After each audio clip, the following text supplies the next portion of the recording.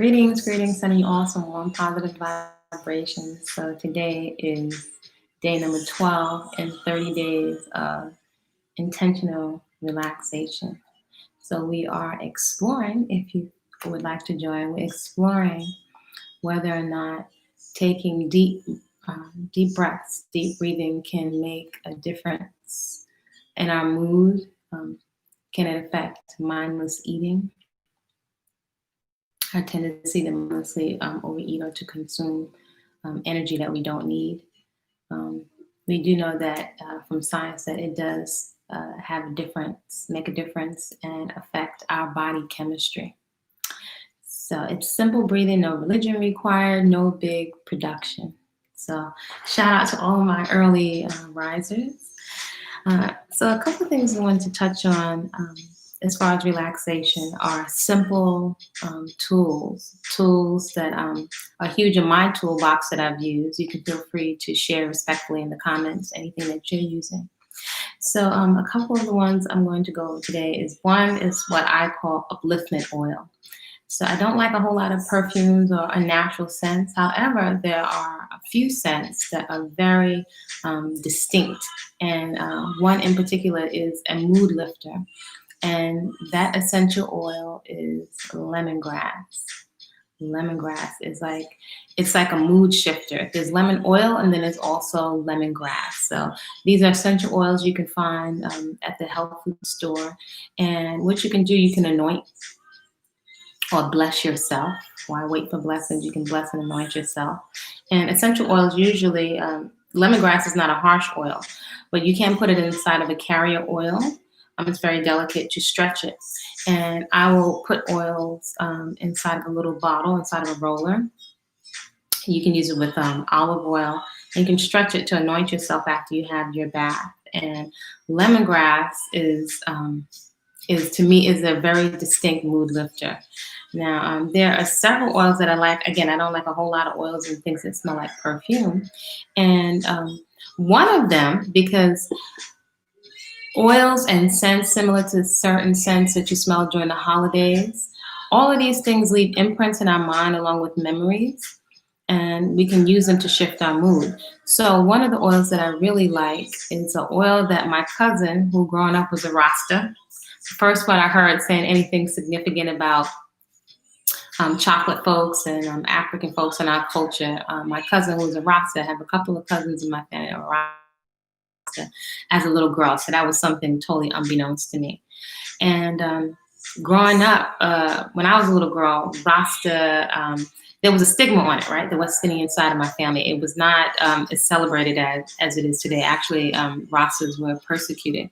But in any event, I would hear the grown-ups, talking about these women in my family that were Rasta, about their hair and so on. And I had never seen a Black woman with such big, long, healthy, thick hair.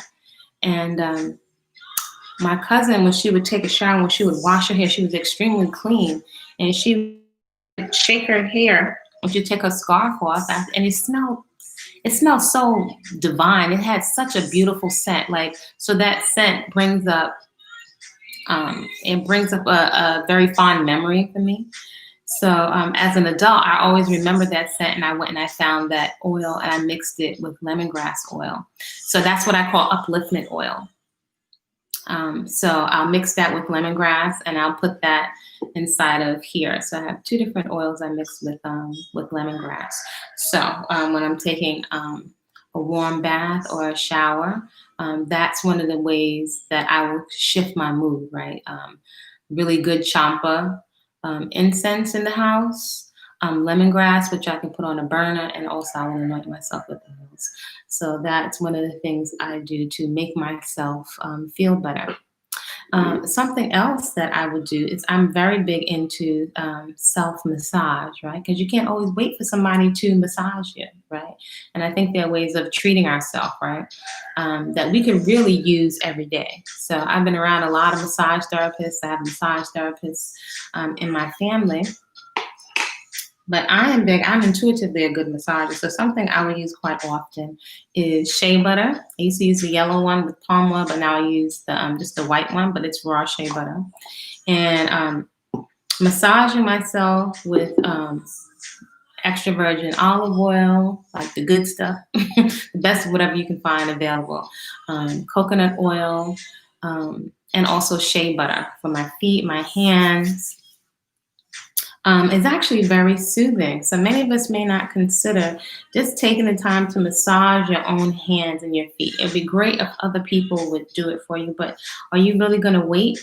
And it's really something to take the time to treat and soothe yourself.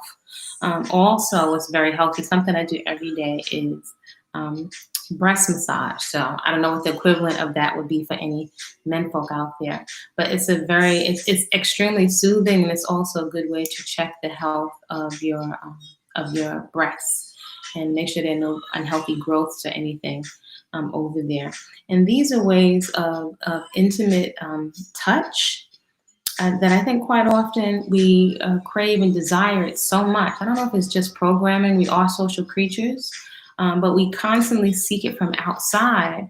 But if we really thought about it, a lot of what we want from other people, we're not doing on a regular basis and giving affection and care to ourselves. Almost like I can't do that, right? But you really can. And actually can be really soothing to massage your hands and your knuckles and stuff. So that's another form of simple self-care. So I like shea butter.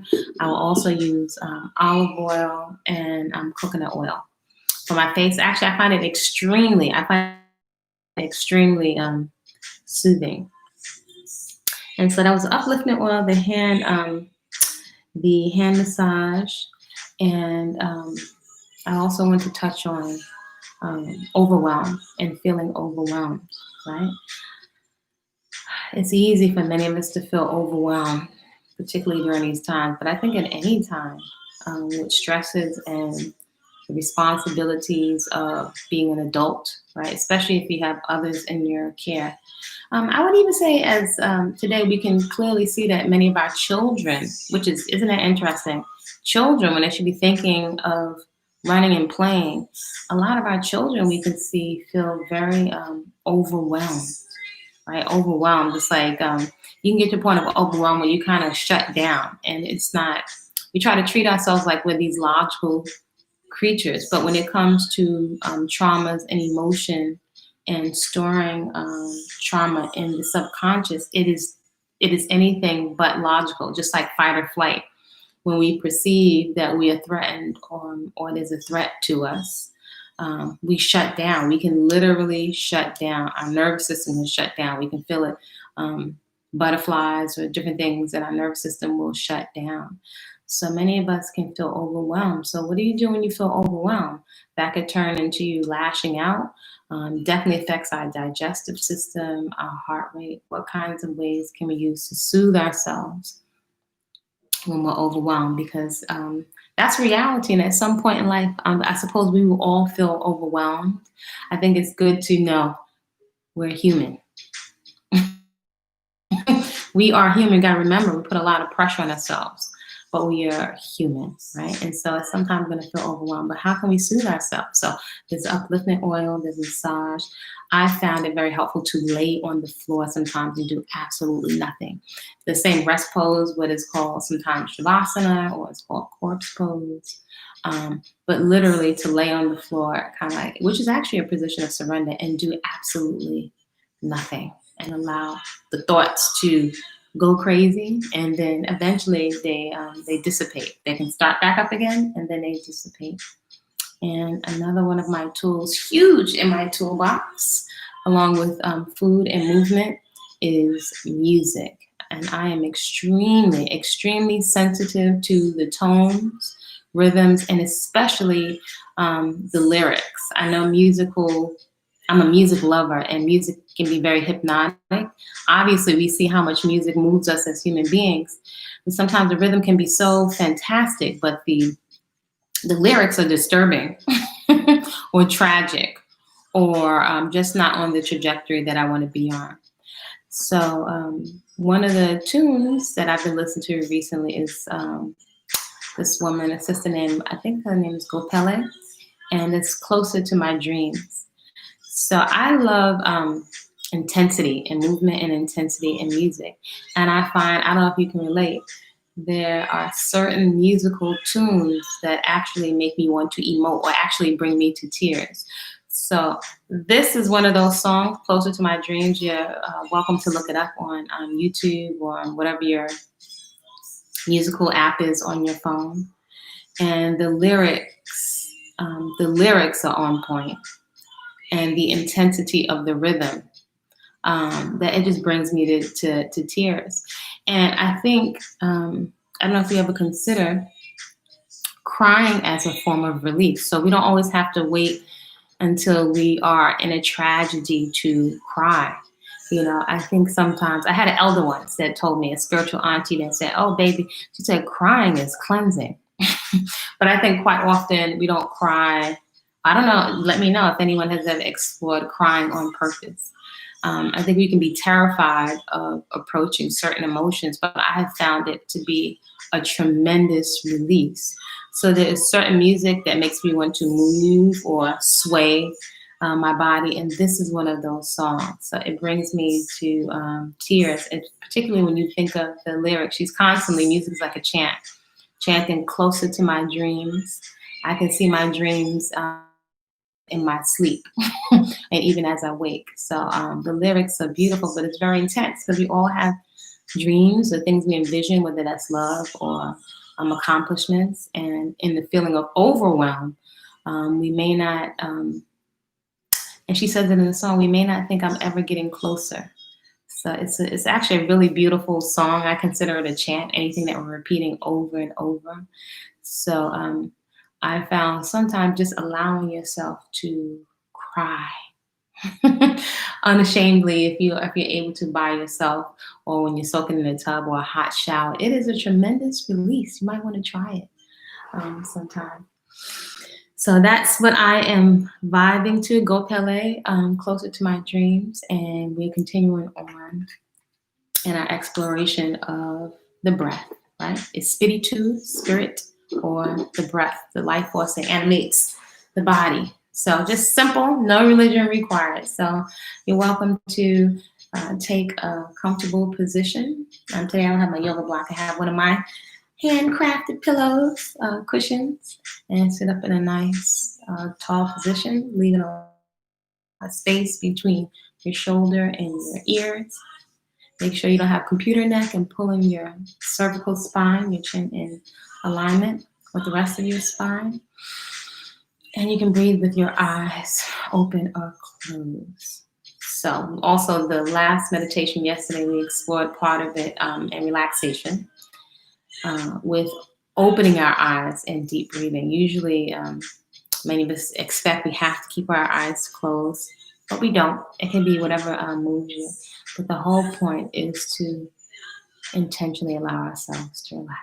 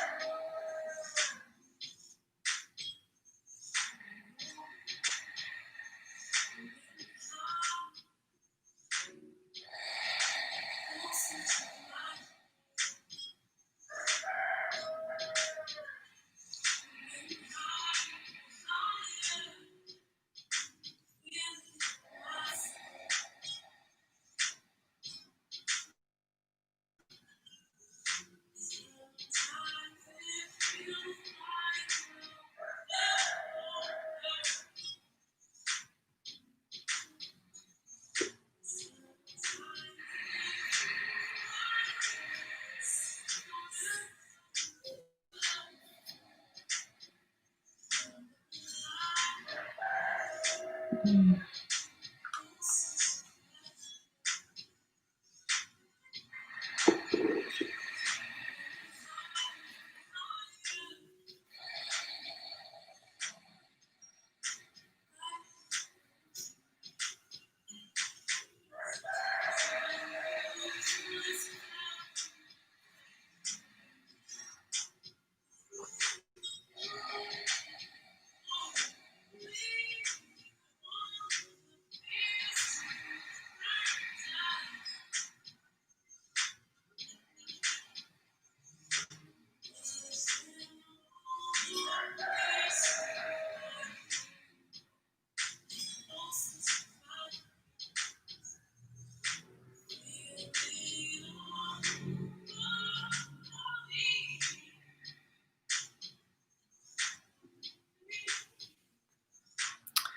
So, love to hear how your 30 days of relaxation is going. So again, this is day 12 of 30. You're invited to create a great day on purpose because you said so. Feel free to replay this at lunchtime or maybe perhaps before you go to bed. And consider what you can do to create a circle of influence, right? The 5 people who you spend the most time with, do they include people that prioritize self-care, sleep, relaxation, practices that keep the stress off?